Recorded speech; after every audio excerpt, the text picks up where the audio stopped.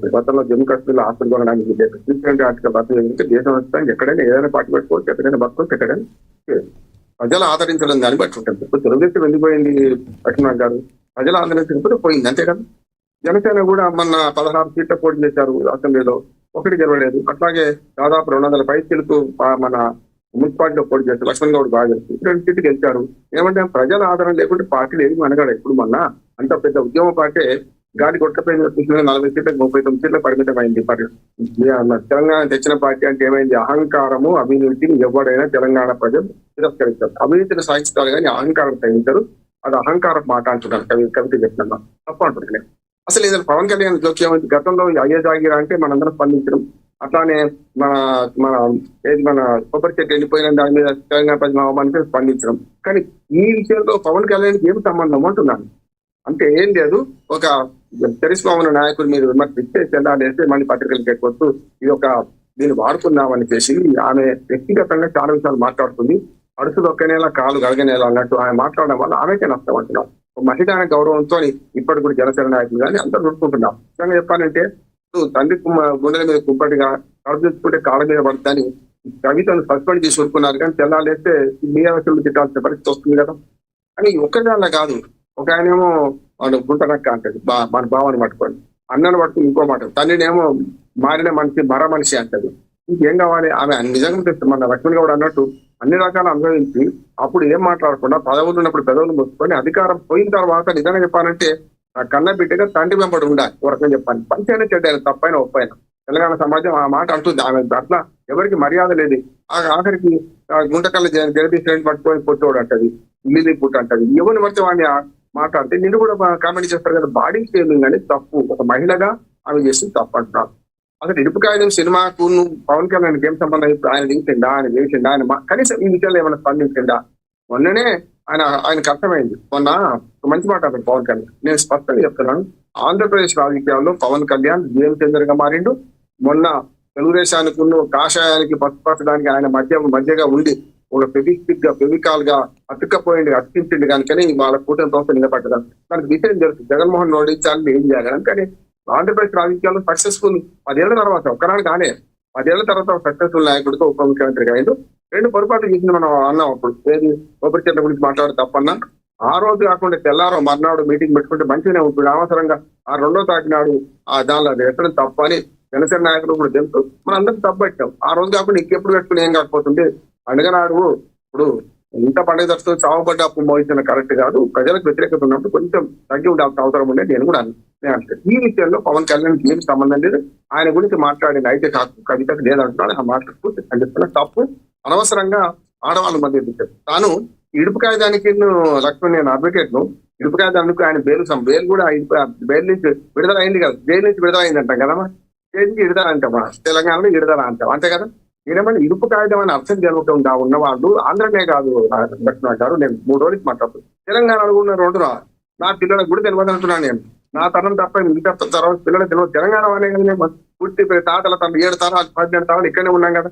అసలు నేనేమంటున్నాను అంటే కొన్ని పదాలు అందరికీ అర్థం కావు, తెలవాల్సిన అవసరం. నా మనవడు ఏమంటాడు, బూట్లు పైతాపులు అంటాడు. నేను నాకు 68 ఏళ్ళు వస్తాను. నేను బూట్లు పైతాపులు ఆ తాతయ్య అచ్చ తెలుగు మాట్లాడకండి అంటాడు. ఏందిరా అంటే పైతాపులు అంటే సాక్షు, బూట్లు అంటే బూట్లే కదా. అంటే నేను షూ అంటాను, వాళ్ళు సాక్షి అంటారు, నేను పైతాపులు బూట్లు అంటాను. అంటే అర్థం కాకపోతే మన పొరలు కూడా పంపిద్దామా అని కాదు కదా. నేనేమంటున్నాను అంటే ప్రతి 100 కిలోమీటర్లు భాష మారుతుంది, దీన్ని అర్థం చేసుకోవాలి.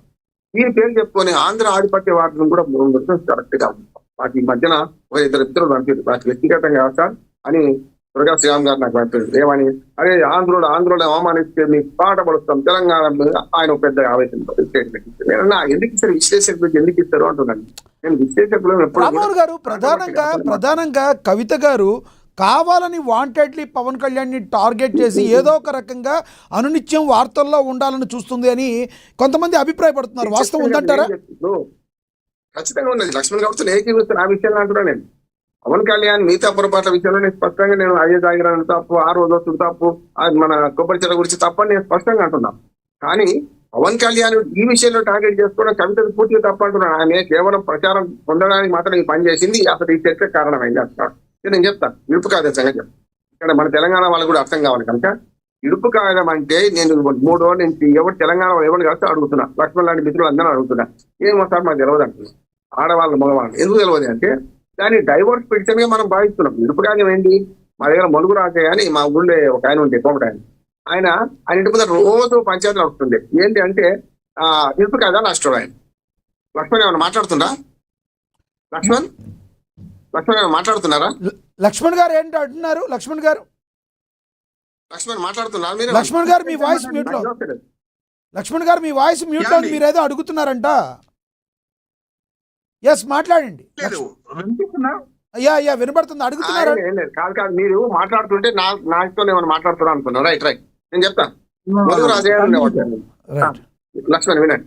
అయితే రోజు ఆయన ముందుగా 10 మంది కూర్చుంటారు. ఏం నాకు అర్థం కాదు, చిన్నపిల్లలు నేను అడ్వకేట్ కూడా కాలే అప్పటికి.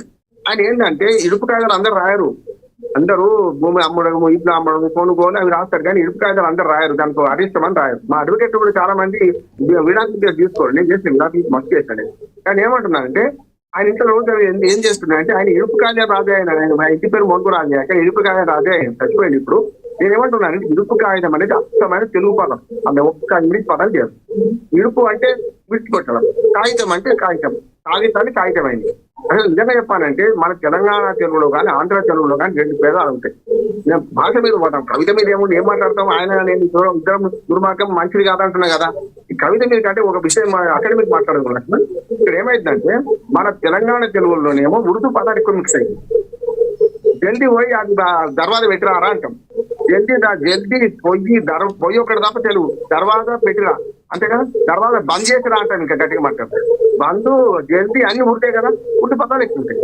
మన ఆంధ్ర తెలుగులో ఏముంటాయి, అన్ని ఇంగ్లీష్ పదాలు ఉంటాయి.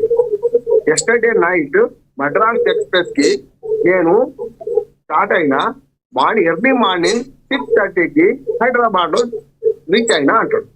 ఒక్క తెలుగు పదం ఉంది అలా తప్ప. హైదరాబాద్ ఆంధ్ర తెలుగులో ఇంగ్లీష్ పదాలు ఎక్కువ ఉంటాయి, తెలంగాణ తెలుగు ఉర్దూ పదాలు ఉంటాయి. పోనీ ఆంధ్ర తెలుగు ఏమైనా ఉర్దూ పదాలు లేకుండా ఉండదంటే చాలా మంది ఆంధ్ర తెలుగులో ఉర్దూ పదాలు ఉన్నాయి, వాళ్ళకి గెలుస్తలేదు గత అంటున్నాను. ఎందుకంటే కాళోజీ నారాయణరావు గారు గతంలో ఏమన్నారంటే ఆయన అడ్వకేట్ గా ప్రాక్టీస్ చేసినప్పుడు ఆంధ్ర తెలంగాణ అడ్వకేట్ వేరే కూర్చునేవాళ్ళు హైకోర్టు, ఆంధ్రప్రదేశ్ హైకోర్టు. అప్పుడు ఆంధ్రప్రదేశ్ అయినాక హైకోర్టు. ఒక మాట చెప్తాను, ఎందుకంటే ఇది భావోద్వేగంతో మాట్లాడమంటే అన్ని మాట్లాడుతుంది, అది కాదు కదా సమస్య. ప్రజలకు అర్థం కావాలి. ఆయన పోతుంటాడట, ఎవడు అన్నాడట ఈయన కవి కదా జర ఈ తెలంగాణలో కూడా జర బాగానే తెలుగు వస్తుంది అన్నాడట.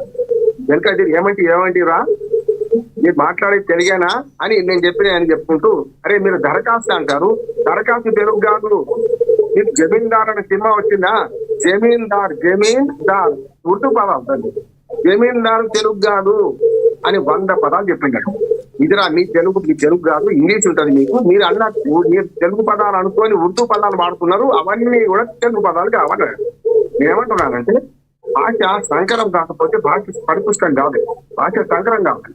సంకరం ఎట్లయితుంది, తమిళనాడు బార్డర్లో ఉన్న చిత్తూరులో అన్ని సొల్లు అంటాం. సొల్లు ఏంటి, తమిళ భాష, తమిళలో భాష. సొల్లు అంటే చెప్పు అనే ఉద్దేశం కదా, సొల్లు వాడు వాడతాం అంటాం మనం. అంటే సొల్లు అంటే తప్ప మనం వాడుతున్నాం కదా అక్కడ. రైట్ రామ్మోహన్ గారు, ఎస్ మీ అభిప్రాయం అర్థమైంది. Yes sir, yes. ఒక మాట నేను చెప్పండి, నేను ఇప్పుడు మీరు కేవలం కాంట్రవర్సీ చేద్దామంటే నేను మాట్లాడను. కాంట్రవర్సీ అని కాదు సార్, అంటే సబ్జెక్ట్ వేరుగా వెళుతుంది. ఇప్పుడు మీరు చెప్పింది భావన అర్థమైంది, ఇంకొకరు కూడా మాట్లాడాక మీరు మాట్లాడితే కానీ మళ్ళీ మాట్లాడతాను. ఒక నిమిషం నేను చెప్తున్నా. ఆశా సంకరం ఎట్లా అంటే కర్ణాటక బార్డర్ లో ఉన్న అనంతపురము, కర్నూలు, రంగారెడ్డి, మెదకు ఆ ప్రాంతంలో కన్నడ భాషలు వస్తాయి, కానీ పైకి పోతే మహారాష్ట్ర భాష మన ప్రభావం చూపెడుతుంది. మీరు ఇప్పుడు కేవలం ఇరుపు కాగితం అనే సినిమా పేరు రాగానే మాట్లాడినోడు ఒకడెవడో ఆకతాయి దాని మీద పోస్ట్ పెట్టిండు. మాకు అర్థమైతే లేదు, దీన్ని తెలుగులో డబ్బింగ్ ఉంటుందా, తెలుగులో ఏమైనా టైటిల్ చేస్తారా అన్నాడు. వాడు దుర్మార్గుడు, పిచ్చివాడు అంటున్నాడు. ఆ పిచ్చివాడు వాడు ఇంతమంది మాట్లాడుతున్నాడు, ఇంతమంది బదనాం కావద్దు కదా. అందుకనే కొన్ని పదాలకు కలిసి ఉంటాయి. అంటే మళ్ళీ చెప్తాను, అంటే సార్ ఒక పామరుడికి అర్థం కాకపోవచ్చు కదా, అన్నీ తెలిసి పెద్ద స్థాయిలో ఉన్న వ్యక్తులు అలాంటి దాని గురించి అర్థం తెలిసి పరోక్షంగా అర్థం కానట్టుగా రాజకీయంగా వాడుకోవటాన్ని ఎలా చూస్తారు? నేను అదే చెప్తున్నాను సార్, మాట్లాడొద్దు అంటున్నాను, అటువంటి మాట్లాడొద్దు అంటున్నాను, దీన్ని ఎక్కువ చేయకండి అంటున్నాను. మీరు అడిగింది కానీ చెప్తున్నాను, ప్రముఖులు మాట్లాడేటప్పుడు. అందుకని నేను చాలా బ్యాలెన్స్ గా మాట్లాడుతున్నా. భాషా సంక్రమం అవుతుంది. ఇప్పుడు ఆదిలాబాద్కి పోయినాం అనుకోండి, ఒకనాడు నేను గిట్ట పోయినా, పోతే ఏమన్నా తెలుసా, ఒక ఆయన ఉండి సార్ పైలోడేమో వచ్చింది సార్, దూసరోడేమో వస్తున్నాడు సార్, తీసుకురాడు అస్సలు రాడు సార్ లఘుషీర్ వస్తాడు సార్ అన్నాడు. నాకు ఏం అర్థం కాదు. నేను అడిగిన తెలంగాణ కదా అడిగితే ఏమన్నాడంటే సార్ పైలోడ్ అంటే మొదటి రోడ్ వచ్చిండు అంటే వచ్చిండు మళ్ళీ వచ్చాడన్నా వచ్చిండన్నా వరాల తెలుగు ఒకటేనన్నా అని శ్రీరామ్ రెడ్డి గారు. నేను అంటే ఏంటంటే కొన్ని పదాలలో అచ్చ తెలుగు ఇంకా మిగిలింది తెలంగాణలో అంటున్నా. నేను గరికపాటి నరసింహరావు గారు ఏమన్నారంటే వచ్చిండ్రు అంటారు. వచ్చిండ్రు అని ఎంతో రాండ్రి పోండ్రి అంటారు కదా, తప్పు అంటున్నారు. అసలు రాండ్రి పోండ్రి కరెక్ట్ అట.